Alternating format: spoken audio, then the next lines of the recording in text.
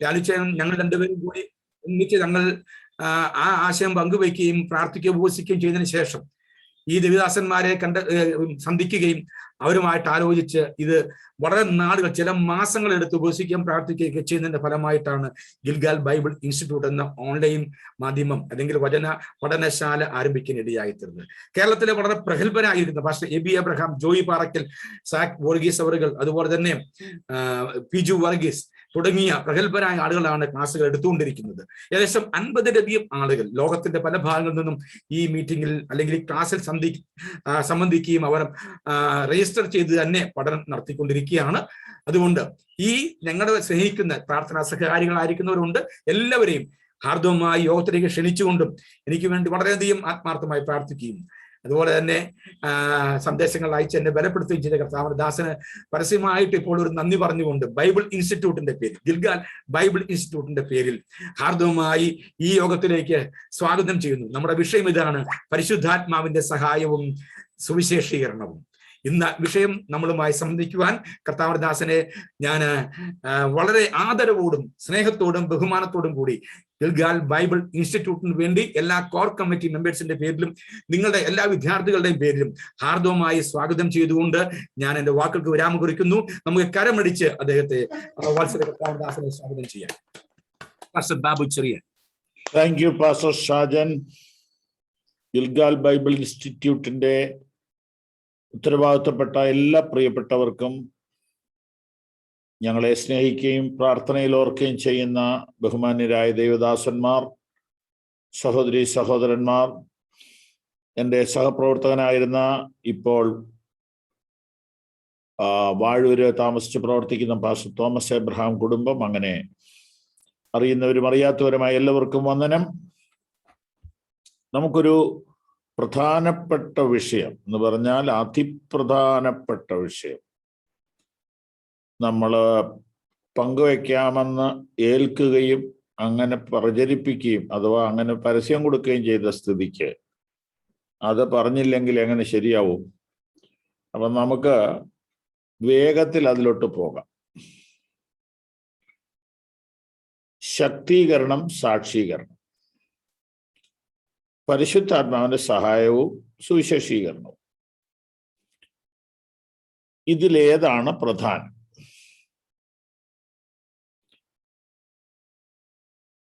ഇതിലേതാണ് പ്രധാനം? രണ്ടാമത്തെ ചോദ്യം, ഇതിലേതാണ് അന്ത്യകൽപ്പന? വർഷങ്ങളായി ലോകമെങ്ങുമുള്ള വേദശാസ്ത്രികൾ ഒരുമിച്ച് പറയുന്നു, അന്ത്യകൽപ്പന എന്ന് പറയുന്നത് നിങ്ങൾ ഭൂലോകത്തിലൊക്കെയും പോയി സകല സൃഷ്ടിയോടും സുവിശേഷം പ്രസംഗിക്കണമെന്നാണ്. ഞാനൊന്ന് ചോദിച്ചോട്ടെ, കർത്താവ് സ്വർഗാരോഹണം ചെയ്യുന്നതിന് തൊട്ടു മുമ്പ് പറഞ്ഞതാണല്ലോ അന്ത്യകൽപ്പന. അങ്ങനെയാണ് തൊട്ടു മുമ്പ് പറഞ്ഞത് എന്നാന്ന് നമുക്കൊന്ന് നോക്കാം. അപ്പോസ്തലപ്രവൃത്തികൾ 1:8-9. ആരെങ്കിലും വായിക്കാമോ? എന്നാൽ പരിശുദ്ധാത്മാവ് നിങ്ങളുടെ മേൽ വരുമ്പോൾ നിങ്ങൾ ശക്തി ലഭിച്ചിട്ട് യെരൂശലേമിലും യഹൂദ്യരെല്ലായിടത്തും ശമര്യയിലും ഭൂമിയുടെ അറ്റത്തോളവും എന്റെ സാക്ഷികളാകും എന്ന് പറഞ്ഞു. ഇത് പറഞ്ഞിട്ട് അവർ കാണെ അവൻ ആരോഹണം ചെയ്തു. അതിന് മുമ്പ് എന്താ പറഞ്ഞത്? നിങ്ങൾ യെരൂശലേമിൽ നിന്ന് വാങ്ങിപ്പോകാതെ എന്നോട് കേട്ട പിതാവിന്റെ വാഗ്ദത്തത്തിനായി കാത്തിരിക്കണം. ആ പറഞ്ഞത് എവർക്ക് പിടികിട്ടാഞ്ഞത് കൊണ്ടാണ് പിന്നെ അത് പറയേണ്ടി വന്നത്. ഒന്നുകൂടെ പറയാം. 4-ാം വാക്യത്തിൽ ബഹുമാന്യനായ ദൈവദാസൻ ഈ വാക്യങ്ങൾ ആദ്യം ഇവിടെ വായിച്ചു. 4-ാം വാക്യത്തിൽ കർത്താവ് പറയുകയാണ്, സ്വർഗാരോഹണം ചെയ്യുന്നതിന് തൊട്ടു മുമ്പ് പറയുകയാണ്, നിങ്ങൾ ഇപ്പൊ ചെയ്യേണ്ടത് കാത്തിരിക്കുക. പക്ഷെ എവർക്കത് പിടികിട്ടിയില്ല. പിടികിട്ടിയില്ലെന്ന് എങ്ങനെ മനസ്സിലാക്കാം? 6-ാം വാക്യം, കർത്താവിനോട് അവർ ചോദിക്കുക, നീ ഈ കാലത്തിലാണോ രാജ്യം യഥാസ്ഥാനത്താക്കി കൊടുക്കുന്നത്? ഞാൻ അതിനെ ഇച്ചിരിയോടെ ലളിതമായ ഭാഷയിൽ പറഞ്ഞാൽ അവരിപ്പോഴും രാഷ്ട്രീയം പറഞ്ഞുകൊണ്ടിരിക്കുക.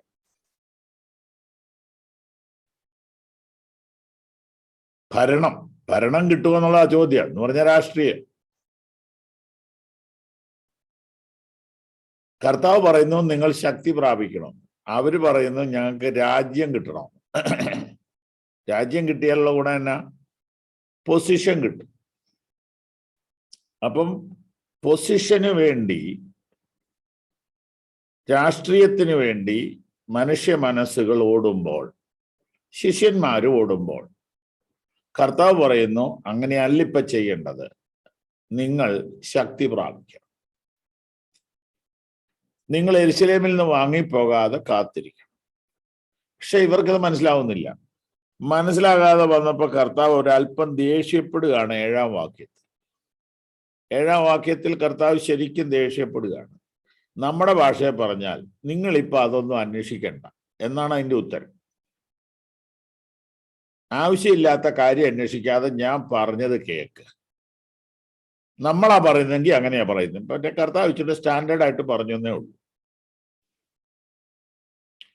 നിങ്ങൾ യെരൂശലേമിൽ നിന്ന് വാങ്ങിപ്പോകാതെ കാത്തിരിക്കണമെന്ന് പറഞ്ഞപ്പോൾ എപ്പോഴാ രാജ്യം കിട്ടുന്നതെന്ന് ചോദിച്ചു. ഉടനെ കർത്താവ് പറഞ്ഞു അതൊന്നും അല്ല ഇപ്പൊ അന്വേഷിക്കേണ്ടത്, ഇപ്പൊ നിങ്ങൾ പരിശുദ്ധാത്മാവിനെ പ്രാപിക്കും.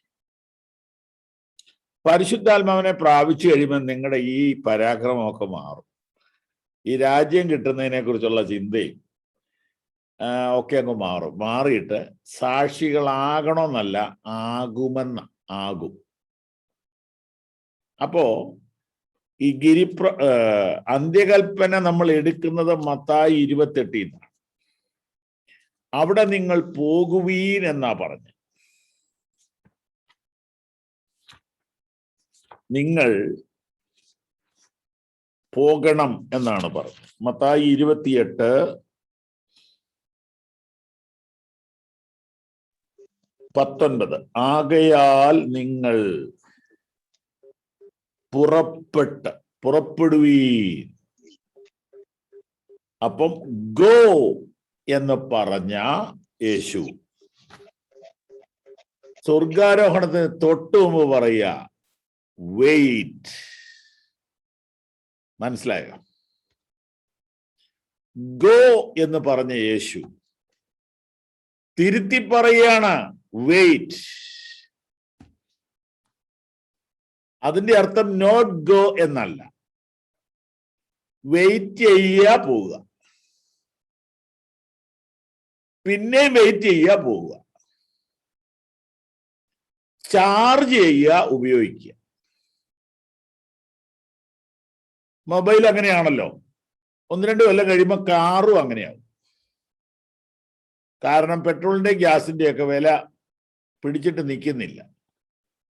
അപ്പൊ കറണ്ട് കാർ ഇറങ്ങി തുടങ്ങി, മിക്കവാറും എല്ലാവരും അതിലോട്ട് തിരിയുക. ഒരു പ്രശ്നമേ ഉള്ളൂ, ചാർജിങ് സ്റ്റേഷൻ ഇല്ല. അപ്പൊ പമ്പിനകത്തൊക്കെ ഇലക്ട്രിക്കൽ ചാർജർ വന്നു തുടങ്ങി. അപ്പോ വണ്ടി ഓടുക, ചാർജ് ചെയ്യുക. വീട്ടിലും ഒരു ചാർജിങ് പോയിന്റ് ഉണ്ടാക്കുക, വണ്ടി രാത്രി ചാർജിലിടുക. ഇത് തന്നെ സുവിശേഷ വേല. ചാർജ് ചെയ്യുക, പോവുക. അപ്പൊ ഈ ഗോയും കൊണ്ട് ഓടിയാൽ ഓടാവുന്നേ ഉള്ളൂ, വലിയ പ്രയോജനമൊന്നും കിട്ടില്ല. വെയിറ്റ് ചെയ്തിട്ട് പോയാൽ നമ്മൾ ഒത്തിരി കഷ്ടപ്പെടണ്ട. എന്ന് പറഞ്ഞാൽ എന്താ? ശ്രദ്ധിച്ചാട്ടെ, ദൈവത്തിന്റെ വേല മനുഷ്യന്റെ ശക്തി കൊണ്ട് ചെയ്യാൻ പറ്റുമോ?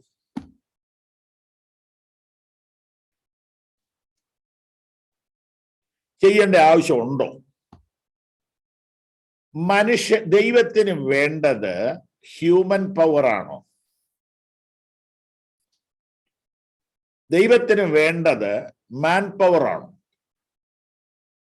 ഒരു കമ്പനിക്കാരന് വേണ്ടത് മാൻ പവർ ആണ്. ബുദ്ധിയുള്ള മനുഷ്യരെയാണ് കമ്പനിക്കാർക്ക് വേണ്ടത്. ഒരു എഞ്ചിനീയറിംഗ് കോളേജിൽ പഠിക്കുന്ന എബവ് 90% മാർക്കുള്ള കുട്ടികളെ കമ്പനിക്കാർ കൊത്തിക്കൊണ്ട് പോകും. ഓക്കെ, പക്ഷെ ദൈവം നമ്പുരാൻ അങ്ങനെ എബവ് 90 ഉള്ളവരെ ആണോ വിളിച്ച്? ഒന്ന് ഓർത്ത് നോക്കിയേ. ആണോ? അല്ലല്ലോ. സോക്രട്ടീസിന്റെ അരിസ്റ്റോട്ടിന്റെ ഒക്കെ പിൻഗാമികളെ അല്ലല്ലോ വിളിച്ചത്. യേശു കർത്താവ് ഏറ്റവും വിദ്യാഭ്യാസം കുറവുള്ള മേഖലയിലെ ആളുകളെയല്ലേ എടുത്തത്. അബദ്ധം പറ്റിയതായിരിക്കുമോ? അല്ല കേട്ടോ, അല്ല. മനുഷ്യ ബുദ്ധി കൊണ്ടും മനുഷ്യ ശക്തി കൊണ്ടും ചെയ്യാവുന്നതല്ല സുവിശേഷ വേല. ചെയ്യാവുന്നതല്ല എന്ന് മാത്രമല്ല, ചെയ്യേണ്ടതുമല്ല. ഒന്നുകൂടെ പറയാം, മനുഷ്യബുദ്ധി കൊണ്ടും മനുഷ്യശക്തി കൊണ്ടും ചെയ്യാവുന്നതല്ല, ചെയ്യേണ്ടതുമല്ല. പിന്നെ എങ്ങനെയാ? ദൈവശക്തി കൊണ്ട് ദൈവവേല ചെയ്യുക. ഇതാണ് പ്രിൻസിപ്പിൾ.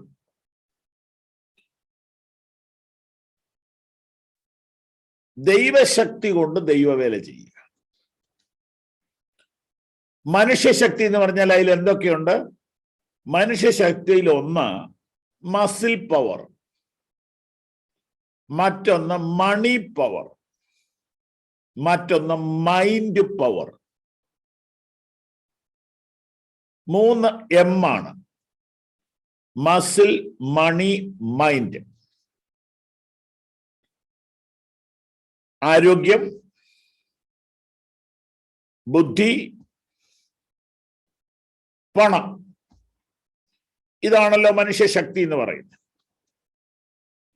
ബുദ്ധി, പണം, ആരോഗ്യം. ഇതൊക്കെ ഉണ്ട്, നല്ലതാ, ദൈവത്തിന് കുഴപ്പമൊന്നുമില്ല. പക്ഷെ അതുള്ളവരേ സുവിശേഷ വേലയ്ക്ക് പറ്റുള്ളൂ. അങ്ങനെയൊന്നും അല്ല. ചരിത്രം, ചർച്ച് ഹിസ്റ്ററി പഠിക്കണം. ഇപ്പൊ ഉള്ള ചർച്ച ഞാൻ പറയുന്നത് അല്ല, പഴയ ചർച്ച് ഹിസ്റ്ററി അല്ല. ഒരു 50 കൊല്ലം മുമ്പ് നമ്മുടെ നാട്ടിൽ സഭകൾ സ്ഥാപിക്കപ്പെട്ടു. ആരാ സ്ഥാപിച്ചത്? വളരെ സാധാരണക്കാരായ ആളുകൾ, സ്കൂളിലൊന്നും കാര്യമായിട്ട് പോകാത്ത ആളുകൾ, മലയാളം മാത്രം അറിയാവുന്ന ആളുകൾ. പക്ഷെ അവരുടെ മേൽ ദൈവശക്തി വ്യാപരിച്ചു.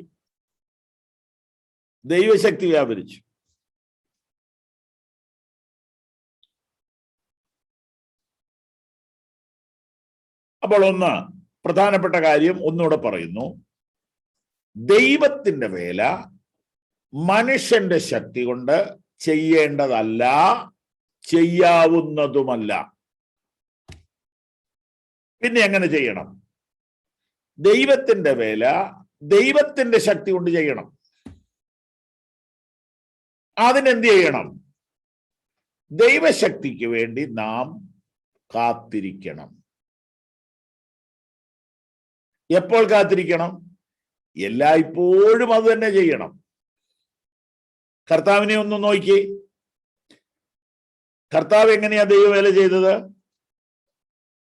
യേശു ആത്മാവിന്റെ ശക്തിയോടെ യോർദാൻ വിട്ട് മടങ്ങി. അതിനുശേഷം മിനിസ്ട്രി ചെയ്തിട്ടുള്ളൂ. സംശയമുള്ളവർ ലൂക്കോസ് 4:1 മുതൽ എടുത്ത് വായിക്കണം. യേശു മിനിസ്ട്രി ചെയ്തത് എപ്പോഴാ? ആത്മശക്തി പ്രാപിച്ചിട്ടാ.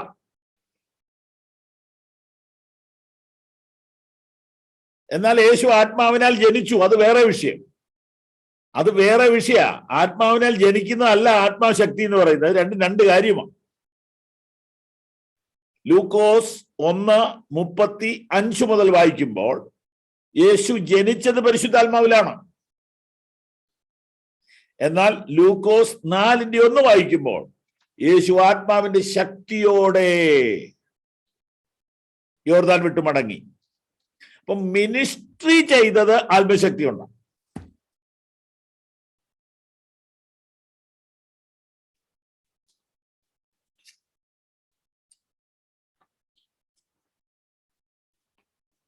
കർത്താവ് നമുക്ക് മാതൃക. ലൂക്കോസ് 4 യേശുവിന്റെ മേൽ പരിശുദ്ധാത്മാവ് വ്യാപരിച്ച 1, 2, 3, 4, 5, 6 കാര്യങ്ങൾ നമ്പറിട്ട് നമുക്ക് കാണാം.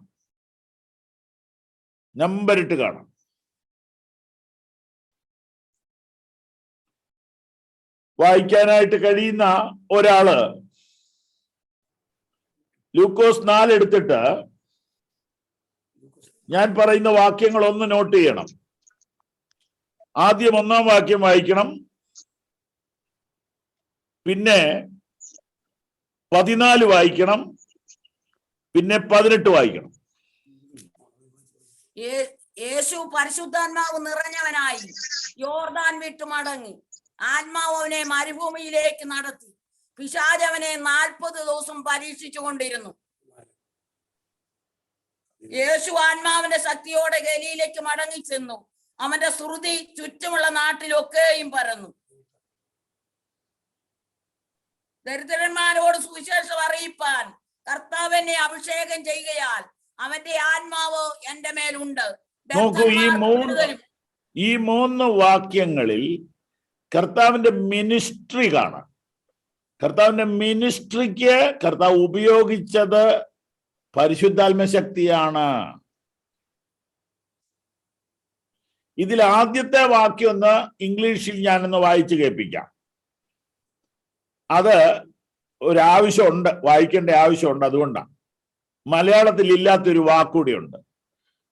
Amplified version English. Then Jesus, full of and controlled by the Holy Spirit. ആ കൺട്രോൾഡ് ബൈ എന്ന വാക്ക് നമ്മുടെ പുസ്തകത്തിൽ ഇല്ല. യേശു പരിശുദ്ധാത്മാവ് നിറഞ്ഞവനായി യോർദാൻ വിട്ടു മടങ്ങി. അപ്പോ ഈ ട്രാൻസ്ലേഷനിൽ നമുക്ക് 3 പദങ്ങൾ കിട്ടുന്നു. Full of holy spirit and controlled by the holy spirit and led by the holy spirit. 3 വാക്ക്. അതിലൊരെണ്ണം മലയാളത്തിൽ വിട്ടുപോയി, കൺട്രോൾഡ് എന്നുള്ളത് വിട്ടുപോയി.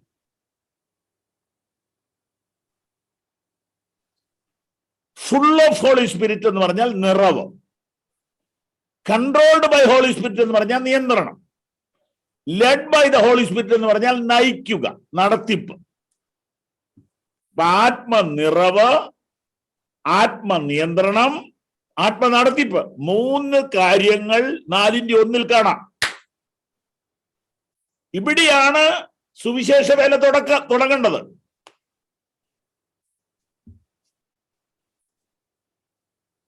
ഹല്ലേലൂയ.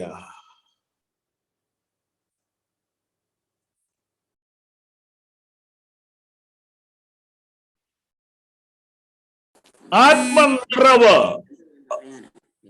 ആത്മനിയന്ത്രണം, ആത്മനടത്തിപ്പ്. ആത്മനിറവ്, ആത്മനിയന്ത്രണം, ആത്മനടത്തിപ്പ്. 3 കണ്ടല്ലോ. 4ാമത്തേതാണ് മുമ്പേ വായിച്ചപ്പോ കണ്ടത്, ആത്മശക്തി, 14ാം വാക്യം. 5ാമത്തേതാണ് 18ാം വാക്യത്തിൽ കണ്ടത്, ആത്മാഭിഷേകം. അപ്പൊ പരിശുദ്ധാത്മാവ് യേശുവിൽ എങ്ങനെ പ്രവർത്തിച്ചു? 5 കാര്യം 4ാം അധ്യായത്തിലുണ്ട്. 5 കാര്യം. 1 ആത്മനിറവ്, 2 ആത്മനിയന്ത്രണം, 3 ആത്മാവിനാൽ നയിക്കപ്പെടുന്ന അനുഭവം, ആത്മനടത്തിപ്പ്. നിറവ്, നിയന്ത്രണം, നടത്തിപ്പ്. 4ാമത്തേത് ആത്മശക്തി. 5ാമത്തേത് ആത്മാഭിഷേകം. ഈ 5 മുമ്പ് 3ന്റെ 21 ആത്മസ്നാനം. അതിന് നമുക്ക് ആത്മസ്നാനം ഒന്ന് എടുക്കാം. ജലത്തിൽ സ്നാനമേറ്റ ഉടനെ പരിശുദ്ധാത്മാവ് യേശുവിന്റെ മേൽ പ്രാവ് പോലെ ഇറങ്ങി വന്നു. അപ്പോൾ 3ന്റെ 21, 22 ആത്മസ്നാനം. ഓക്കെ. ഇനി 1-ാം അധ്യായം 35-ാം വാക്യത്തിൽ ആത്മാവിൽ ജനനം. 7 കാര്യങ്ങൾ യേശുവിന്റെ മിനിസ്ട്രിയിൽ പരിശുദ്ധാത്മാവ് സഹായിക്കുന്നത് കാണാം.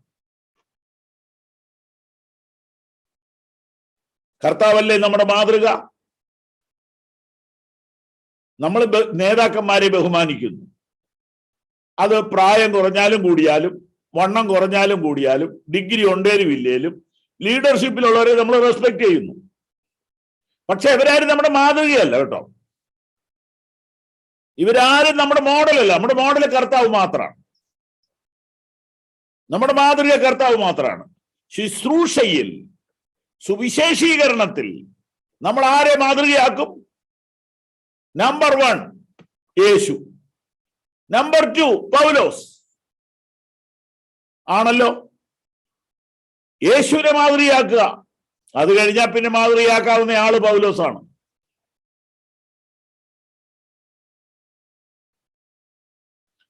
അത് കഴിഞ്ഞാൽ മാതൃകയാക്കാവുന്ന ആള് പത്രോസാണ്. ഈ 3 പേരുടെ ലൈഫിനെ സ്വാധീനിച്ച ശക്തി പരിശുദ്ധാത്മ ശക്തിയാണ്.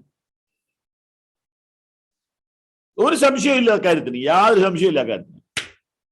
ഇതിനകത്ത് വിദ്യാഭ്യാസം എന്ന് പറയുന്ന ഒരു സാധനം ഉണ്ടെങ്കിൽ പൗലോസിനെ ഉള്ളൂ.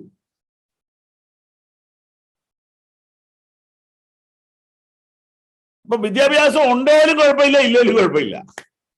ആത്മശക്തി ഉണ്ടേലും കുഴപ്പമില്ല, ഇല്ലേലും കുഴപ്പമില്ലെന്ന് പറയരുത്. ആത്മശക്തി ഉണ്ടേലേ ഈ ഉദ്യോഗത്തിന് പോകാൻ പാടുള്ളൂ. ഇല്ലെങ്കിൽ തലവേദനയാ. പോകുന്ന ആൾക്കും തലവേദനയാ, സഭയ്ക്കും തലവേദനയാ.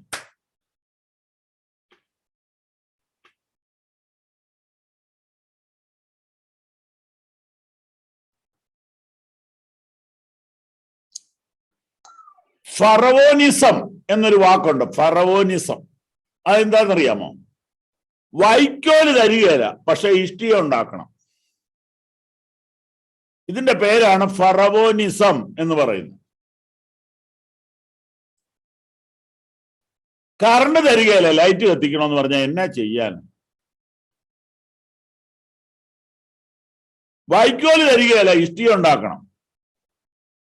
യേശു കർത്താവ് അങ്ങനെ ഒരാളല്ല. നിങ്ങൾ പോണോന്ന് പറഞ്ഞാൽ പോകാനുള്ള പവർ തരാന്നേ. നിങ്ങളുടെ വീട്ടിൽ നിന്ന് ഒന്നും കൊണ്ടുവരണ്ട.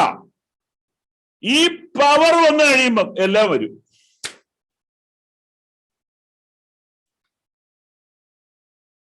എല്ലാം വരുമെന്ന് പറഞ്ഞാൽ 1:8 നോക്കാം. അപ്പോസ്തല പ്രവൃത്തി 1:8 നോക്കാം. നോക്കിയാൽ മതി, വായിക്കണ്ട. ഇപ്പൊ 1-2 പ്രാവശ്യം വായിച്ചത് കൊണ്ടാണ് ഞാൻ പറഞ്ഞത്, വായിക്കണ്ട, സമയം ലാഭിക്കാനാണ്. നോക്കിയാ മതി. 1:8 പറഞ്ഞിരിക്കുന്ന കാര്യങ്ങൾ എന്തൊക്കെയാണ്? യെരുശലേമിലും യഹൂദിയിൽ എല്ലായിടത്തും ശമരിയിലും ഭൂമിയുടെ അറ്റത്തോളം പോകണം, സാക്ഷിയാകണം. ശ്രദ്ധയോടെ ഒന്ന് കേൾക്കണേ. ഈ കാര്യം നടക്കണേ എന്തൊക്കെ വേണം? ഒന്നാമത് വേണ്ടത് കാശ.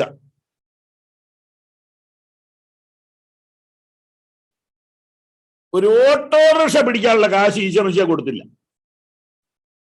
ഇന്നാണ് സൈക്കിൾ സ്പോൺസർ ചെയ്യാൻ ആളുണ്ട്, സ്കൂട്ടർ സ്പോൺസർ ചെയ്യാൻ ആളുണ്ട്, എയ്റോപ്ലെയിൻ സ്പോൺസർ ചെയ്യാനുള്ള ആൾക്കാരും അധികം വൈകാതെ വരും.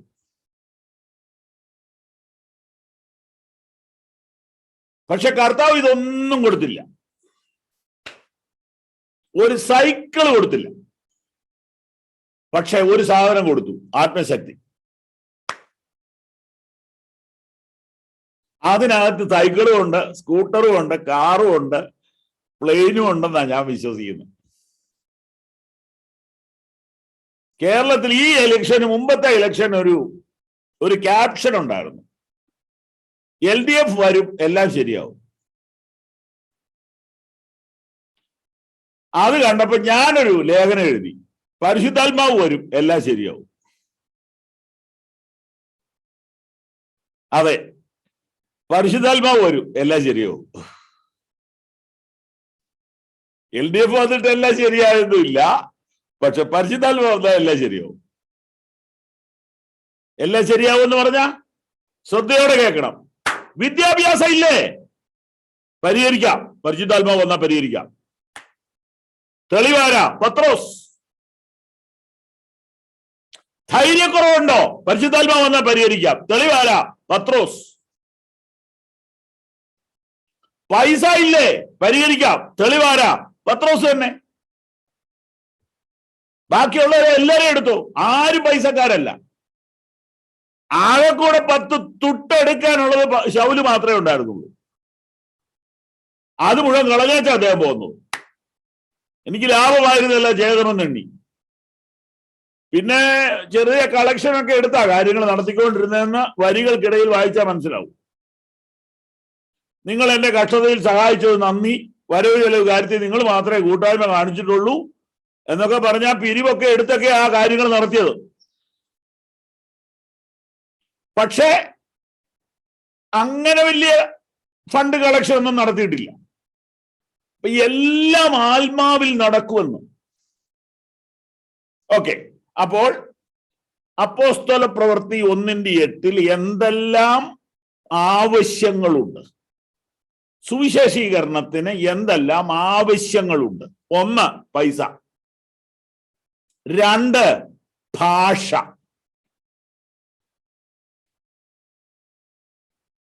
Language is the very important issue.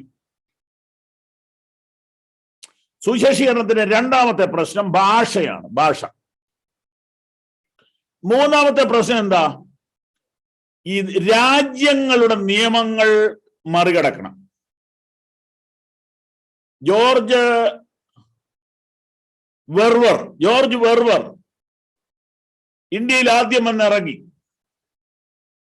പിന്നീട് ദീർഘനാളത്തേക്ക് പുള്ളിക്ക് വരാൻ മേലാത്ത നിയമം ഉണ്ടായി, പുള്ളിയെ ബാൻ ചെയ്തു. ക്രൗഡ് പുള്ളറാണ് പുള്ളി, ഭയങ്കരമായിട്ട് ആള് കൂടും, പുള്ളിയെ തടഞ്ഞു. അപ്പൊ രാജ്യങ്ങളുടെ നിയമം കടക്കണം, രാജ്യങ്ങളുടെ നിയമങ്ങളെ കടക്കണം. പൈസ വേണം, ഭാഷ വേണം, വീസ വേണം. ഭൂലോകത്തിലൊക്കെ പോകണമെന്നാ പറഞ്ഞേ.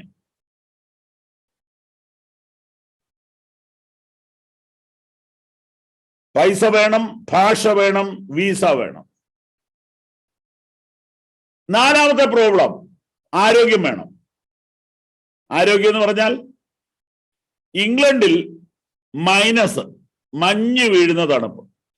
കൽക്കട്ടയിൽ തലമുടി പൊഴിഞ്ഞ് താഴെ വീഴുന്ന ചൂട്. ഇംഗ്ലണ്ടിൽ നിന്ന് കൽക്കട്ടയിലോട്ടാണ് വില്യം കേറി വന്നിറങ്ങിയത്. ഇന്ത്യയിലെ തന്നെ ഏറ്റവും ചൂടുള്ള പട്ടണത്തിലോട്ട്, ലോകത്തിലെ ഏറ്റവും തണുപ്പുള്ള ഒരു സാഹചര്യത്തിൽ നിന്ന് ഒരു മനുഷ്യൻ വന്നിറങ്ങുക. ഒന്ന് ഓർത്തു നോക്കി. സൂര്യതാപം കൊണ്ട് മരിച്ചു പോകും,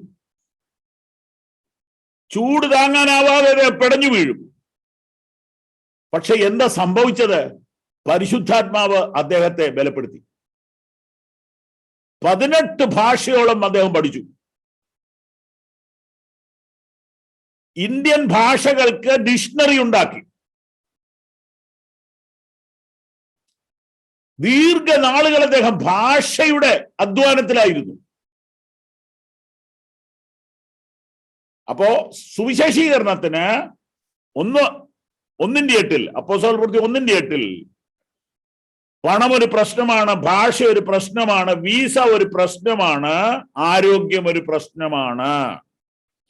5 അന്ധകാര ശക്തികൾ ഒരു പ്രശ്നമാണ്. അന്ധകാര ശക്തികളോ? അതെ, അങ്ങനെ ഒരു സാധനമുണ്ട്. അത് എവിടെയൊക്കെ ഉണ്ട്? എല്ലായിടത്തും ഉണ്ട്.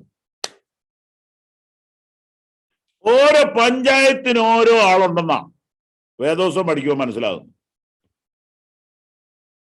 ആത്മലോകത്തെ കുറിച്ച് ചിന്തിക്കാത്തവർക്ക് അറിയില്ല, അവരിങ്ങനെ സമയം പാഴാക്കും. ഒന്ന് ശ്രദ്ധിക്കാമെങ്കിൽ പറയാം. പൗലോസ് ഫിലിപ്പിയയിലോട്ട് ചെന്ന് ഇറങ്ങി.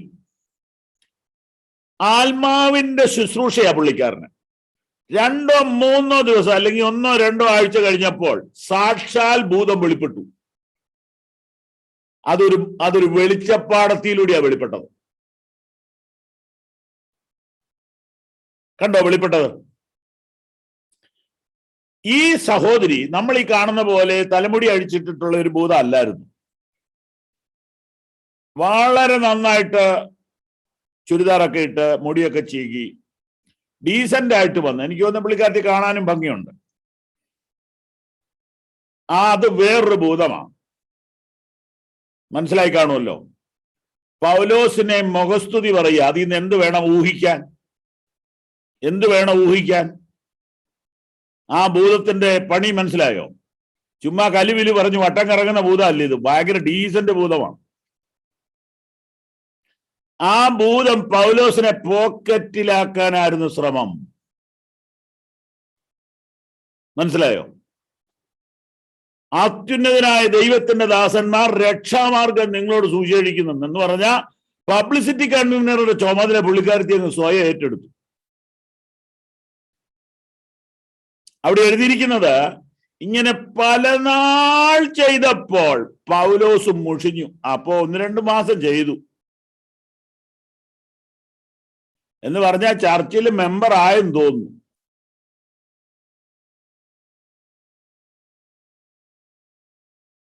നമ്മുടെയൊക്കെ കാലഘട്ടത്തിലാണെങ്കിൽ വനിതാ സമാജത്തിന്റെ ഒരു ചുമതല തന്നെ ഏൽപ്പിക്കാം. അത്ര സ്മാർട്ടായിട്ടാണ് സംസാരിക്കുന്നത്. പക്ഷെ അതിനകത്തൊരു ഭൂതം ഉണ്ടെന്ന് മനസ്സിലാകുന്നത് ആർക്കാ? അഭിഷേകമുള്ളവർക്ക് മാത്രം. അതാണ് പ്രശ്നം.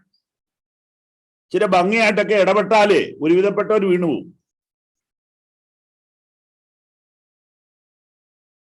അതൊരു ദുരന്തമായിരുന്നു, അതൊരു വലിയ ദുരന്തമായിരുന്നു ആ സ്ത്രീ. പൗലോസ് മുഷിഞ്ഞിട്ട് ഒരൊറ്റ ശാസനം ശാസിച്ചപ്പോ എന്താ സംഭവിച്ചെന്ന് ഓർമ്മയുണ്ടോ? പട്ടണം മുഴുവൻ ഇളകി.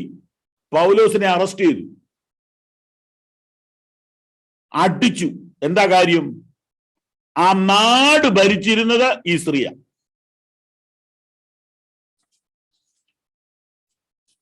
ശരിക്കും മനസ്സിലാകാത്തവർക്ക് വേണ്ടി 16-ാം അധ്യായത്തിൽ നിന്ന് കാണിക്കാം. അപ്പോസ്തല പ്രവൃത്തി 16.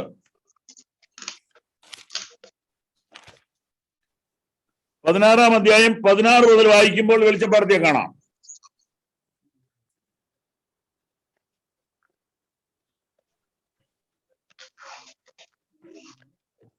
ഒന്ന് ശ്രദ്ധിച്ചാട്ടെ. 16-16. ഞങ്ങൾ പ്രാർത്ഥനാ സ്ഥലത്തേക്ക് ചെല്ലുമ്പോൾ വെളിച്ചപ്പാടത്തിയായി ലക്ഷണം പറഞ്ഞ് യജമാനന്മാർക്ക് വളരെ ലാഭം വരുത്തുന്ന ഒരു ബാല്യക്കാരത്തി ഞങ്ങളെ എതിരേറ്റു. വായിച്ചോ. അവൾ പൗലൂസിന്റെയും ഞങ്ങളുടെയും പിന്നാലെ വന്നു. ഈ മനുഷ്യർ അത്യുന്നതനായ ദൈവത്തിന്റെ ദാസന്മാർ, രക്ഷാമാർഗം നിങ്ങളോട് അറിയിക്കുന്നവർ എന്ന് വിളിച്ചു പറഞ്ഞു. ഇങ്ങനെ അവൾ പല നാൾ ചെയ്തു വന്നു. പൗലൂസ് മുഷിഞ്ഞ് തിരിഞ്ഞു നോക്കി അവളിലുള്ള ഭൂതത്തോട്, അവളെ വിട്ടുപോകുവാൻ ഞാൻ യേശുക്രിസ്തുവിന്റെ നാമത്തിൽ നിന്നോട് കൽപ്പിക്കുന്നു എന്ന് പറഞ്ഞു. ആ നാഴികയിൽ തന്നെ അത് അവളെ വിട്ടുപോയി.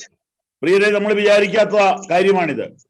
വളരെ ഡീസന്റ് ആയിട്ടിരിക്കുന്ന ആളുകളെയും പിശാച് സ്വാധീനിച്ച് ഉപയോഗിക്കുന്നു. ചില ആത്മീയ മർമ്മങ്ങൾ പറയാം. ആ നാടിനെ അടക്കി വാഴുന്ന ഭൂതം ഇവളിലാണ് കുടിയിരിക്കുന്നത്. അവളെ ശാസിച്ചപ്പോൾ ഒരു ബ്രേക്ക് ത്രൂ ഉണ്ടായി, പക്ഷേ ഒരു റിയാക്ഷനും ഉണ്ടായി. ഇതാണ് അശുദ്ധാത്മാക്കളുമായി ഏറ്റുമുട്ടുമ്പോൾ ഉണ്ടാകുന്ന പ്രശ്നം. ചെറിയ റിയാക്ഷൻസ് പ്രതീക്ഷിക്കാം. എന്ത് സംഭവിച്ചു? അവളുടെ യജമാനന്മാർ തങ്ങളുടെ ലാഭത്തിന്റെ ആശ പോയത് കണ്ടിട്ട് പൗലോസിനെയും ശീലാസിനെയും പിടിച്ച് ചന്തസ്ഥലത്ത് പ്രമാണികളുടെ അടുക്കൽ വലിച്ചു കൊണ്ടുപോയി. അപ്പൊ എന്താ കാരണം? ഭൂതത്തെ ശാസിച്ചതാ കാരണം. ഭൂതത്തെ ശാസിച്ചപ്പോൾ നാട്ടുകാരിളകാൻ കാര്യം എന്താ? ഇവരെല്ലാം തമ്മിൽ ബന്ധമുണ്ട്. ഞാൻ ഇങ്ങനെ മനസ്സിലാക്കുന്നു, കൂടോത്രത്തിലൂടെ ബിസിനസ്സുകാരെ ഹെൽപ്പ് ചെയ്തുകൊണ്ടിരുന്ന ഒരു ലേഡിയാണ് ഇവൾ. ഇവളെ ശാസിച്ചപ്പോൾ ദേശാധിപതി ഇളകി, ഉപദേശിയെ ഉപദ്രവിച്ചു. പക്ഷെ ഉപദേശിയുടെ കയ്യിൽ പവറുണ്ട്, പവർ. പണമില്ല, പക്ഷെ ആത്മശക്തിയുണ്ട്. അത് ജയിലിനകത്തോട്ട് ഇറങ്ങി. 16-ന്റെ 25 വന്നപ്പോൾ ജയിലിൽ പവർ വെളിപ്പെട്ടപ്പോൾ ജയില് തകർന്നുപോയി. അന്ന് അവര് തീരുമാനിച്ചു കാണും, ഇനി ഉപദേശിമാരെ ഇനി ഒരു കാലത്ത് ജയിലിൽ ഇടുകയല്ലോ. കാരണം ഒരു ജയില് പോയി കിട്ടി. അടിത്തറ ഇളകിയാ പിന്നെ പണിയണ്ട എന്തോ ഒരു കാശ് വേണം. ഏറ്റവും സ്ട്രോങ് ആയിട്ട് പണിയുന്ന കെട്ടിടമാണ് ജയില്. കാരണം മര്യാദക്കാരല്ലല്ലോ അവിടെ കിടക്കുന്നത്. ആ കെട്ടിടത്തിന്റെ അടിത്തറ ഇളകിപ്പോയെന്ന് പറയുമ്പോൾ ആത്മശക്തി എത്ര വലുതാ. അപ്പൊ ഇവിടെ ദേശത്തിന്റെ ശക്തി ഇളകി പൗലോസിനെ തടവിലാക്കി. ആദ്യം ഒരു നയത്തിലൂടെ ഭൂതം വന്നു, രണ്ടാമതൊരു അറ്റാക്കിലൂടെ ഭൂതം വന്നു, മൂന്നാമത് ആത്മശക്തിയാൽ അതിനെ തകർത്തടുക്കി. ജയിൽ സൂപ്രണ്ട് സ്നാനപ്പെട്ടു, ദേശത്ത് വേല എസ്റ്റാബ്ലിഷ് ചെയ്തു. ഫിലിപ്പയിൽ ഒരു ചർച്ച ഉണ്ടായി. ലുദിയയുടെ വീട്ടിലാണ് ആ സഭ. ആ സഭയിൽ നിന്ന് പല സഭകളുണ്ടായി. കണ്ടോ? സുവിശേഷീകരണം പോണം. കണ്ടോ? തെസ്സലോനിക്കയിൽ എന്റെ വേലയ്ക്ക് നിങ്ങളാണ് സഹായിച്ചതെന്ന് പിന്നീട് പൗലോസ് പറയുന്നു. അപ്പൊ ഇതൊരു മിഷണറി ചർച്ചായി വളർന്നു. ആത്മാവിന്റെ ശുശ്രൂഷയാണ്. അപ്പൊ നമ്മളിപ്പോ പഠിച്ചത് അല്ലെങ്കിൽ ധ്യാനിച്ചു വന്നത് അപ്പോസ്തല പ്രവൃത്തി 1:8 ഭൂലോകം മുഴുവൻ സാക്ഷികളാകണം. സാക്ഷികളാകണമെങ്കിൽ ഒന്നാമത്തെ ആവശ്യം പൈസ വേണം, രണ്ടാമത്തെ ആവശ്യം ഭാഷ പഠിക്കണം, മൂന്നാമത്തെ ആവശ്യം വീസ ഉണ്ടാക്കണം, നാലാമത് കാലാവസ്ഥയെ അതിജീവിക്കണം, അഞ്ചാമത് അന്ധകാര ശക്തിയെ ജയിക്കണം. ഇതിനെല്ലാം കൂടെയുള്ള സാധനമാണ് 1:8. പരിശുദ്ധാത്മാവ് നിങ്ങളുടെ മേൽ വരുമ്പോൾ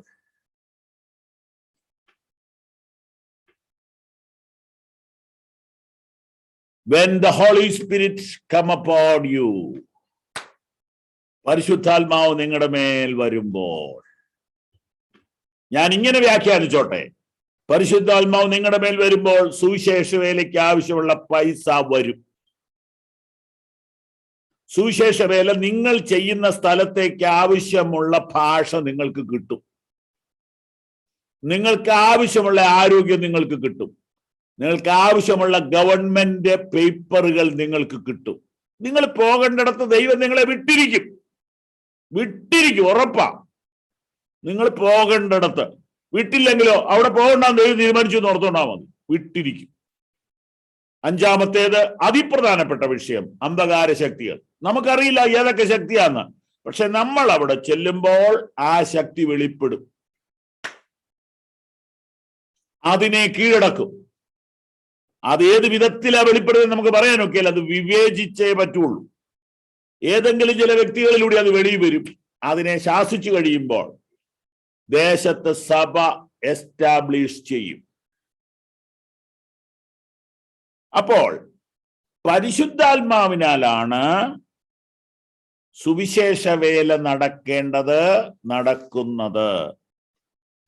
ദൈവത്തിന്റെ വേല മനുഷ്യന്റെ ശക്തി കൊണ്ട് ചെയ്യേണ്ടതില്ല. ഇതിന് നമുക്ക് മാതൃക കർത്താവായ യേശു.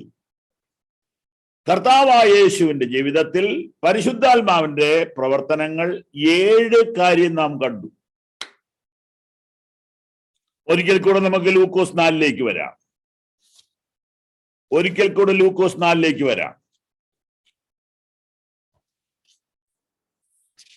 ലൂക്കോസ് 1:35 യേശു ആത്മാവിൽ ജനിക്കുന്നു.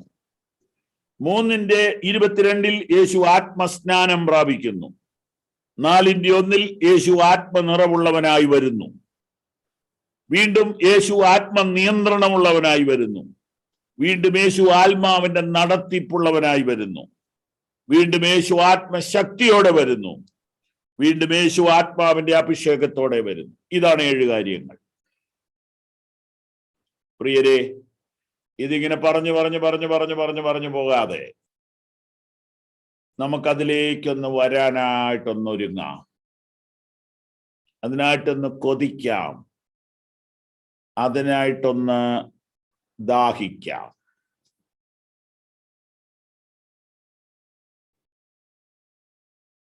നമുക്ക് ഇങ്ങനെയൊക്കെ വേദപുസ്തകം പഠിക്കാൻ കിട്ടുന്ന നല്ല അവസരത്തിനായി ഞാൻ ദൈവത്തെ സ്തുതിക്കുന്നു. ഈ വേദപുസ്തകത്തിന്റെ പഠനം വളരെ പ്രധാനമാണ്. എന്നാൽ അതിനേക്കാൾ പ്രധാനമാണ് ആത്മശക്തി.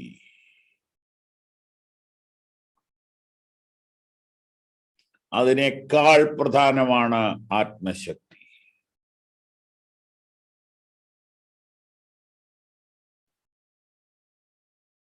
ആത്മശക്തി ഇല്ലാതെ ദൈവവേല ചെയ്യാൻ പോയാൽ നിങ്ങൾ നാളെ ദുഃഖിതരാകും. നിങ്ങൾക്ക് ജയിക്കാൻ പറ്റത്തില്ല. കാരണം ദൈവവേലയുടെ മുഖ്യ ശത്രു മത തീവ്രവാദികളല്ല. സുവിശേഷ വേലയുടെ മുഖ്യ ശത്രു പിശാചാണ്. നമുക്ക് പോരാട്ടമുള്ളത് തീവ്രവാദികളോടല്ല. നമുക്ക് പോരാട്ടമുള്ളത് ഇപ്പൊ പറയപ്പെടുന്ന കുറെ പാർട്ടികളുണ്ടല്ലോ, അവരോട് ആരോടുമല്ല. നമുക്ക് പോരാട്ടമുള്ളത് സാത്താന്യ ശക്തികളോടാണ്. സാത്താന്യ ശക്തികൾ ഓരോ കാലഘട്ടങ്ങളിൽ ഓരോരുത്തരെ ഉപയോഗിക്കും. പ്രിയരെ, പരിശുദ്ധാത്മാവിന്റെ സഹായമില്ലാതെ സുവിശേഷീകരണം അസാധ്യം, അസാധ്യം, അസാധ്യം. ഇനി എനിക്ക് രണ്ട് കാര്യം കൂടെ ഒന്ന് സൂചിപ്പിച്ചിട്ട് പ്രാർത്ഥിക്കണമെന്നുണ്ട്. ഒന്ന്, പരിശുദ്ധാത്മ ശക്തി പ്രാപിക്കാൻ എന്ത് ചെയ്യണം? രണ്ടാമത് സൂചിപ്പിക്കണമെന്ന് ഉദ്ദേശിച്ചത് വചനവും പരിശുദ്ധാത്മാവും. അതിനൊത്തിരി സമയം വേണം, അതുകൊണ്ട് അത് അവിടെ നിൽക്കട്ടെ. പരിശുദ്ധാത്മ ശക്തി പ്രാപിക്കാൻ എന്നാ ചെയ്യണം?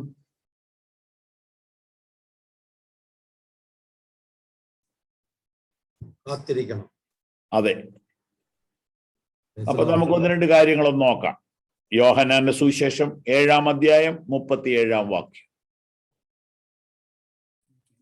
ഉത്സവത്തിന്റെ മഹാദിനമായ ഒടുക്കത്തെ നാളിൽ യേശു നിന്നുകൊണ്ട് ദാഹിക്കുന്നവനെല്ലാം എന്റെ അടുക്കൽ വന്ന് കുടിക്കട്ടെ. എന്നിൽ വിശ്വസിക്കുന്നവന്റെ ഉള്ളിൽ നിന്ന് തിരുവെഴുത്ത് പറയുന്നത് പോലെ ജീവജലത്തിന്റെ നദികൾ ഒഴുകുമെന്ന് വിളിച്ചു പറഞ്ഞു. ആമേൻ. ദാഹമാണ് ഒന്നാമത്തേത്. ദാഹം.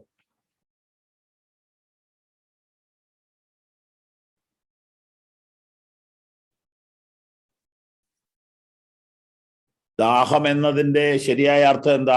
ആവശ്യബോധം. വിശപ്പ് മനുഷ്യന് 24 മണിക്കൂർ വരെ പിടിച്ചു നിൽക്കാം. പിന്നെ ഉപവസിക്കുന്നവർ 3 ദിവസമൊക്കെ നിൽക്കും, അതിൽ കൂടുതൽ നിൽക്കും, 40 ദിവസമൊക്കെ നിൽക്കുന്നവരുണ്ടെങ്കിൽ നോർമലി പറഞ്ഞാൽ ഒരു 12 മണിക്കൂറൊക്കെ വിശപ്പ് പിടിച്ചു നിർത്താം. പക്ഷെ ദാഹമോ? ദാഹം വന്നാൽ പിന്നെ അരമണിക്കൂറും കൂടെ പിടിച്ചു നിൽക്കാൻ പറ്റുകയില്ല.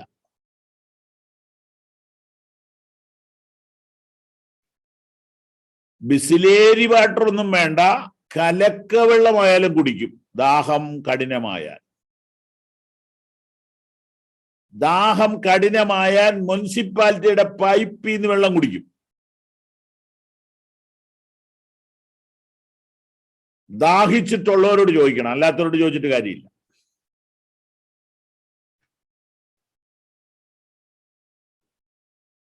നമ്മൾ പിള്ളേരെ വല്ലതും ഒന്ന് കുടിപ്പിക്കാൻ വേണ്ടി അമ്പിളിയമ്മാവനെ കാണിക്കുന്നു, ലോകത്തിലുള്ള മധുരം എല്ലാം കലക്കി കൊടുക്കുന്നു. അതെന്നു വെച്ചാൽ അതുങ്ങൾക്കൊന്നും വേണ്ടാത്തോണ്ട. ദാഹം വന്നു കഴിഞ്ഞാൽ എന്തും കുടിക്കും, ദാഹം പിടിച്ചാൽ നിൽക്കില്ല. ഇതുപോലെ ആവശ്യബോധം ആത്മാവിന് വേണ്ടി വേണം. അപ്പൊ മറ്റൊരു വാക്യം നമ്മുടെ മനസ്സിലേക്ക് വരും. നമുക്കറിയാം, മാൻ നീർത്തോടുകളിലേക്ക് ചെല്ലുവാൻ കാക്ഷിക്കുന്നത് പോലെ എൻ്റെ ആത്മാവ് ദൈവത്തിനായി കാക്ഷിക്കും. അടങ്ങാത്ത ദാഹം.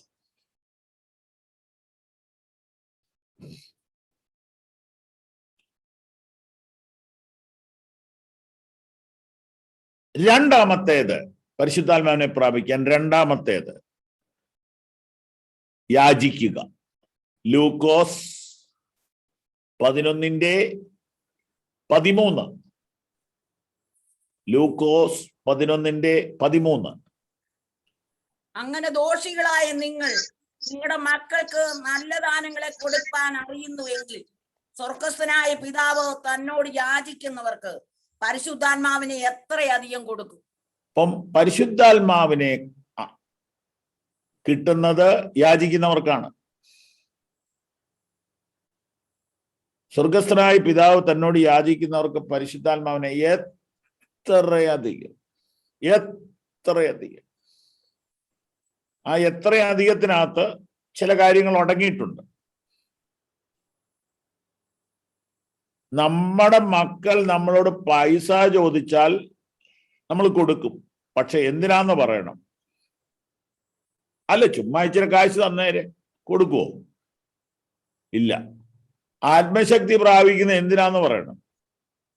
അല്ല, ഇങ്ങനെ കൈ കൊട്ടാനാ എല്ലാരും കൊട്ടുന്ന കണ്ടപ്പോ കൊട്ടാന്നോർത്ത് ചോദിച്ചെന്നേ ഉള്ളൂ. എന്നാ വേണ്ട, കൈ കൊട്ടാൻ ആത്മശക്തി ഒന്നും വേണ്ട, ചുമ്മാ കൊട്ടിയാ മതി. ആത്മശക്തി എന്തിനാ? സുവിശേഷം അറിയിക്കാൻ പ്ലാൻ ഉണ്ടോ? ഇല്ലേ പിന്നെ എന്തിനാന്നേ?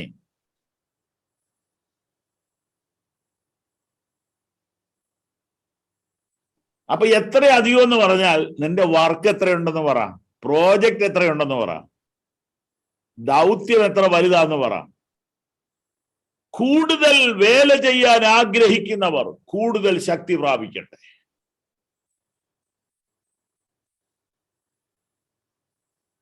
എത്രയധികം.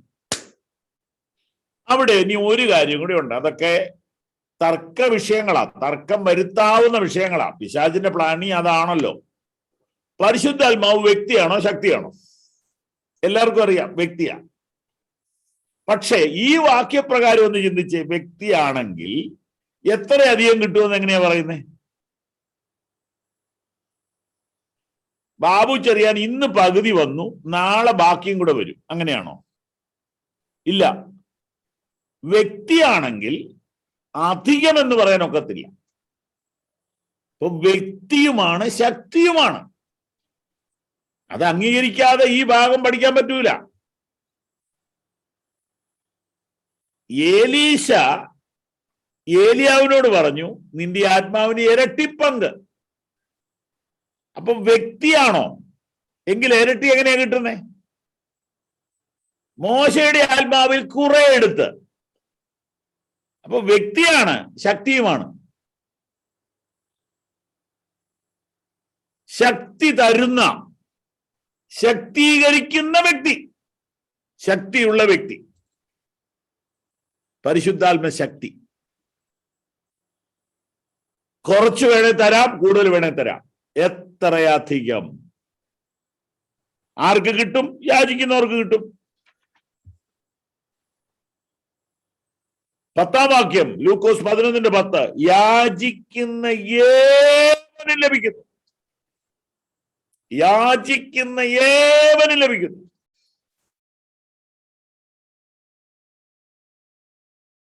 അപ്പം ദാഹിക്കുക, പ്രാർത്ഥിക്കുക. മൂന്നാമത്തേതോ കാത്തിരിക്കുക. ദാഹിച്ചു, പ്രാർത്ഥിച്ചു, കിട്ടിയില്ല, പിന്നെ എന്ത് ചെയ്യണം? വെയിറ്റ് ചെയ്യേ.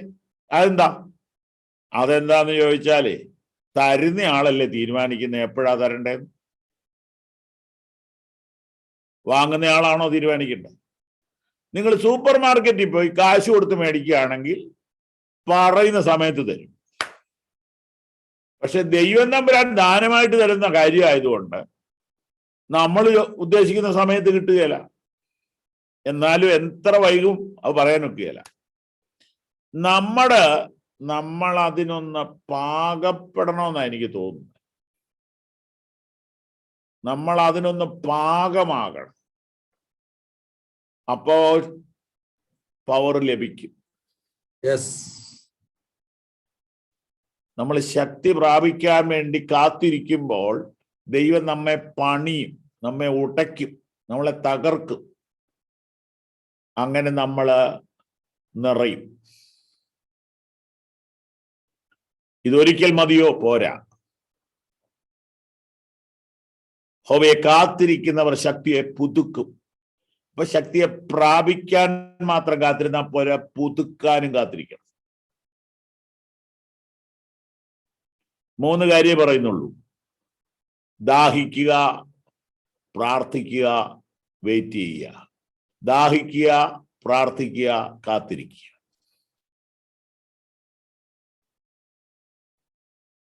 മറ്റൊരു വാക്യം അതിനോട് ചേർക്കാം. ഉയരത്തിൽ നിന്ന് ശക്തി ധരിക്കുവോളം നഗരത്തിൽ പാർക്കീൻ. ലൂക്കോസ് 24:51 എഴുതിയിട്ടാ മതി, വായിക്കണ്ട. അപ്പം എത്ര നേരം കാത്തിരിക്കണം? ശക്തി ധരിക്കുവോളം.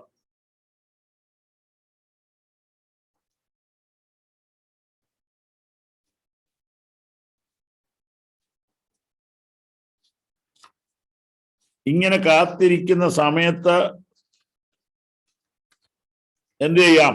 കാത്തിരിക്കുന്ന സമയത്ത് എന്ത് ചെയ്യാം? എന്താ ചെയ്യുക? ഇങ്ങനെ കാത്തിരിക്കുമ്പോ എന്താ ചെയ്യുക? ലൂക്കോസ് 24:49 നിങ്ങളോ ഉയരത്തിൽ നിന്ന് ശക്തി ധരിക്കുവോളം നഗരത്തിൽ പാർപ്പീൻ. ഓക്കെ, അവർ പാർത്തു. എന്നിട്ട് എന്ത് ചെയ്തു? അവർ മഹാസന്തോഷത്തോടെ യെരുശലേമിലേക്ക് മടങ്ങിച്ചെന്ന് എല്ലായ്പ്പോഴും ദൈവാലയത്തിലും ദൈവത്തെ വാഴ്ത്തി. സിമ്പിളായിട്ട് പറയാം, കാത്തിരിക്കുന്ന സമയത്ത് ചെയ്യാവുന്ന ഒറ്റ കാര്യമേ ഉള്ളൂ, സ്തോത്രം ചെയ്തുകൊണ്ടിരിക്കുക. അവർ ദൈവത്തെ വാഴ്ത്തിപ്പോന്നു. അതുകൊണ്ടാണ് ദേവദാസന്മാരെ സ്തുതിക്കാൻ പറയുന്നത്. ഇതിനെയെല്ലാം വെറുതെ പറഞ്ഞ് നശിപ്പിക്കുന്ന മിടുക്കന്മാരുണ്ട്. സ്തുതിക്കുകയൊന്നും വേണ്ട, അങ്ങനെ ഇരുന്നാൽ മതി, മിണ്ടാതിരും ദൈവം എന്ന് പറഞ്ഞ ഇങ്ങനെയൊക്കെയുള്ള ആൾക്കാര് നമ്മുടെയൊക്കെ കൂട്ടത്തിലുണ്ട്. അങ്ങനെയുള്ളവരോടല്ല ഞാൻ സംസാരിക്കുന്നത്. ഇതിനെ പോസിറ്റീവായിട്ട് എടുക്കുന്നവരോടാ ഞാൻ പറയുന്നത്. അപ്പൊ എന്തൊക്കെ പറഞ്ഞു? പ്രാർത്ഥിക്കുക, ദാഹിക്കുക, പ്രാർത്ഥിക്കുക, കാത്തിരിക്കുക, സ്തോത്രം ചെയ്യുക. സ്തോത്രം. ഇങ്ങനെ ഇരുന്നപ്പോൾ അവരുടെ മേലെ ആത്മാവ് വന്നു. ഇനി ഒരിക്കൽ മാത്രമല്ല, അപ്പോസ്തല പ്രവൃത്തി 2-ാം അധ്യായത്തിൽ അവർ കാത്തിരുന്നു, പ്രാർത്ഥിച്ചു, പ്രാപിച്ചു. അല്ലേ? ഞാൻ വേഗത്തിൽ അവസാനിപ്പിക്കുന്നു. അപ്പോസ്തല പ്രവൃത്തി 2-ാം അധ്യായത്തിൽ വന്നപ്പോൾ 1-ാം അധ്യായത്തിൽ പറഞ്ഞതുപോലെ അവർ കാത്തിരുന്നു, പ്രാർത്ഥിച്ചു, പ്രാപിച്ചു. ഓക്കെ. പക്ഷെ 4-ാം അധ്യായത്തിലേക്ക് വരുമ്പോഴോ 4:31 ഇങ്ങനെ പ്രാർത്ഥിച്ചപ്പോൾ അവർ കൂടിയിരുന്ന സ്ഥലം കുലുങ്ങി, എല്ലാവരും പരിശുദ്ധാത്മാവ് നിറഞ്ഞു. എൻ്റെ പ്രിയരെ, ഞാൻ നിർത്തട്ടെ. ഒരിക്കൽ പ്രാർത്ഥിച്ച് കാത്തിരുന്ന് പ്രാപിച്ച പോരാ എന്നീ വാക്യം കൊണ്ട് തെളിയിക്കട്ടെ. 10 കൊല്ലം മുമ്പ്, 15 കൊല്ലം മുമ്പ്, 25 കൊല്ലം മുമ്പ് പ്രാപിച്ചാൽ പോരാ. പിന്നെ എന്ത് വേണം? അതാത് സമയത്തെ പ്രോബ്ലത്തെ ഫേസ് ചെയ്യാൻ വീണ്ടും പ്രാപിക്കണം. അന്ന് പ്രാപിച്ച അതേ ആളുകൾ 4-ാം അധ്യായത്തിലെ ഒരു പ്രാർത്ഥന, അതൊരു വലിയ പ്രതിസന്ധിയിലായിരുന്നു. വചനം പറയാൻ ഇനി അനുവദിക്കയില്ലെന്ന് ഗവൺമെന്റ് ഓർഡർ. പ്രതിസന്ധിയെ മറികടക്കണോ? ആത്മശക്തി പ്രാപിക്കുക.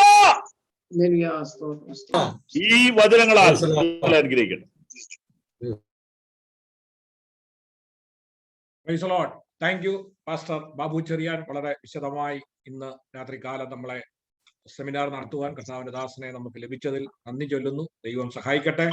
തുടർന്ന് നമ്മുടെ വർഷിപ്പ് ടീം ചില ഗാനങ്ങളൂടെ പാടുന്നതാണ്. അവരെ ക്ഷണിക്കുന്നു. പ്ലീസ്.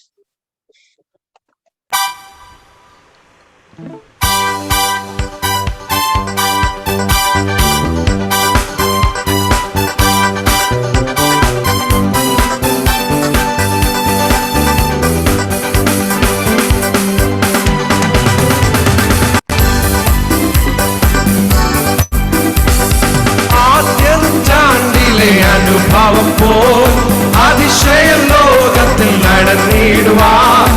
ആദ്യ നൂറ്റാണ്ടിലെ അനുഭവം പോ അതിശയം ലോകത്തിൽ നടന്നിടുവാൻ. ആദിയിലെന്ന പുലാത്മാവേ അമിതബലം ധരണേ. ആദിയിലെന്ന പുലാത്മാവേ അമിതബലം ധരണേ. പരിശുദ്ധാത്മാവേ ശക്തി പകർന്നിടണേ.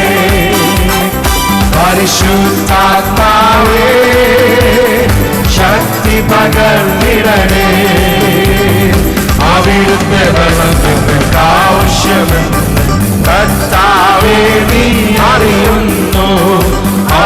അവിടുത്തെ ബലം ഞങ്ങൾക്ക് ആവശ്യമെന്ന് കർത്താവേ നീ അറിയുന്നു.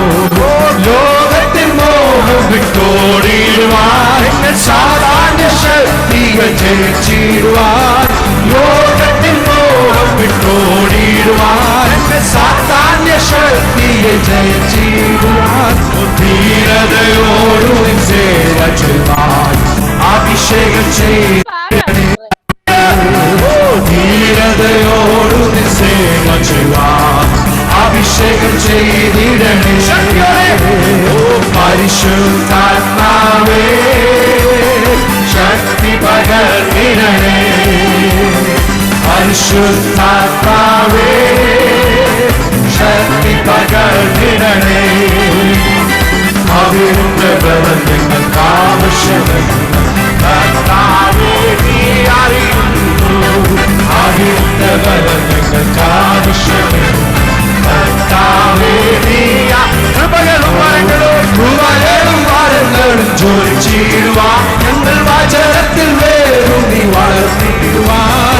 കൃപകളും വരങ്ങളും ജോലിച്ചിടുവാൻ ഞങ്ങൾ വചനത്തിൽ വേരൂന്നി വളർത്തിടുവാൻ. പിന്മഴയെ വിടുവായ കേൾവേ നീ ജനമുയർത്തിടുവാൻ. ഓ പിന്മഴയെ വിടുവായ കേൾവേ ഓ നീ ജനമുയർത്തിടുവാൻ. പരിശുദ്ധാത്മാവേ ശക്തി പകർന്നിടണേ. പരിശുദ്ധാത്മാവേ ശക്തി പകർന്നിടണേ. ഓ അവിടുത്തെ ബലം ഞങ്ങൾക്ക് ആവശ്യമെന്ന് കർത്താവേ നീ അറിയുന്നു. അവിടുത്തെ ബലം ഞങ്ങൾക്ക് ആവശ്യമെന്ന് കർത്താവേ നീ അറിയുന്നു. ജോലിച്ചിടുവാൻ ഞങ്ങൾ വചനത്തിൽ വേരൂന്നി വളർന്നിടുവാൻ. ജോലിച്ചിടുവാൻ ഞങ്ങൾ വചനത്തിൽ വേരൂന്നി വളർന്നിടുവാൻ. പിന്മഴയെ വിടുമഴ കേൾവേ നീ ജനമുണർന്നിടുവാൻ. പിന്മഴയെ വിടുമഴ കേൾവേ ഓ നീ ജനമുയർന്നിടുവാൻ.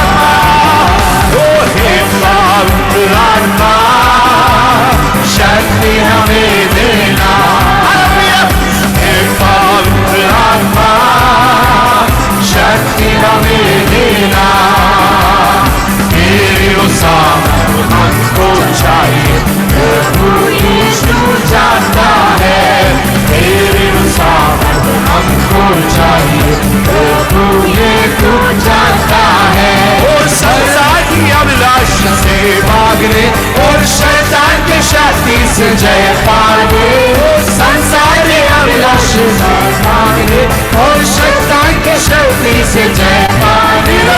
धीरज से तेरी सेवा करने अभिषेक करना हमें.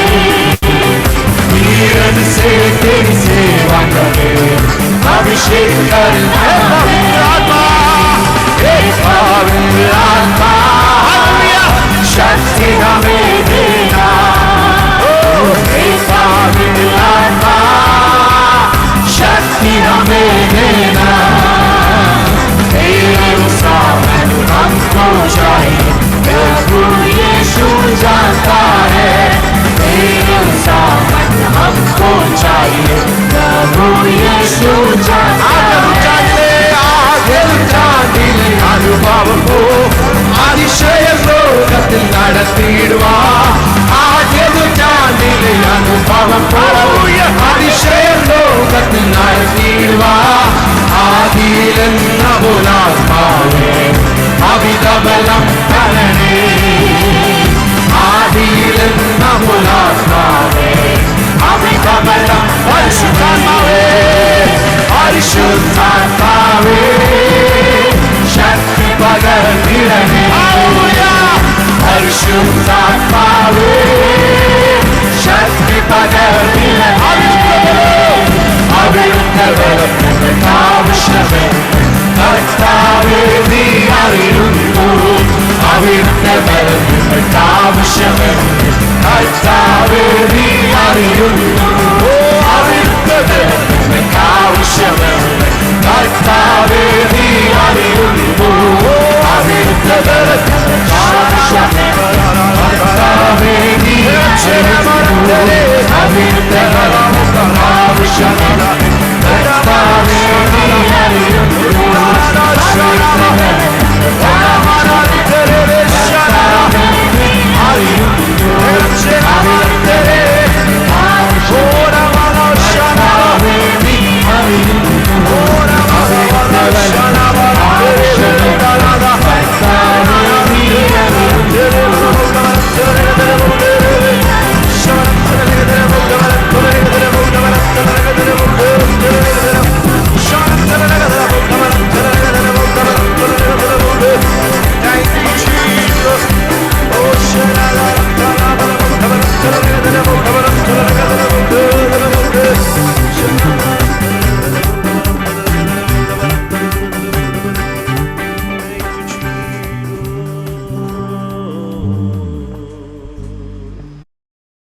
Thank you. ദൈവം ഇത്രത്തോളം അനുഗ്രഹത്തോടെ ഈ ഫസ്റ്റ് സെമിനാർ നടത്തുവാൻ സ്വർഗത്തിലെ ദൈവം നമ്മളെ സഹായിച്ചല്ലോ. ഇന്ന് വചനം ശുശ്രൂഷിച്ച കർത്താവിന്റെ ദാസൻ, പ്രത്യേകിച്ച് ഇതിനകത്ത് ജോയിൻ ചെയ്ത എല്ലാവരും, അനേക ദൈവദാസന്മാർ, ലോകത്തിന്റെ അനേക വൻകരയിൽ നിന്ന്, പല സ്ഥലങ്ങളിൽ നിന്ന് അനേക സീനിയർ ദൈവദാസന്മാർ ഇതിനകത്ത് ജോയിൻ ചെയ്തിരുന്നു. അനേകം ഞങ്ങളുടെ സ്റ്റുഡൻസ്, മറ്റു പ്രിയപ്പെട്ടവർ, എല്ലാവർക്കും നന്ദിയുണ്ട്. ദൈവം എല്ലാവരെയും സഹായിക്കട്ടെ. അവസാനമായി പ്രാർത്ഥിച്ച് അവസാനിപ്പിക്കുന്നതിന് മുമ്പ് കർത്താവിന്റെ ദാസൻ പാസ്റ്റർ ഷാജൻ പാറക്കടവിൽ നാളെ നമ്മളൊരു പ്രെയർ മീറ്റിംഗ് എല്ലാ സൺഡേയിലും നമ്മുടെ ബൈബിൾ സ്കൂളിന്റെ വകയായി നടക്കപ്പെടുന്നു. അതിനെപ്പറ്റി ചില വിവരങ്ങൾ കർത്താവിന്റെ ദാസൻ ഷാജൻ പാറക്കടവിൽ ഇപ്പോൾ എല്ലാവരും കരമൂർത്തി കർത്താവ് സ്തുതിച്ചാട്ടെ. ആമേൻ. കർത്താവ് എത്ര വിശ്വസ്തനാണ്. നമ്മൾ അനൗൺസ് ചെയ്ത പോലെ തക്ക സമയത്ത്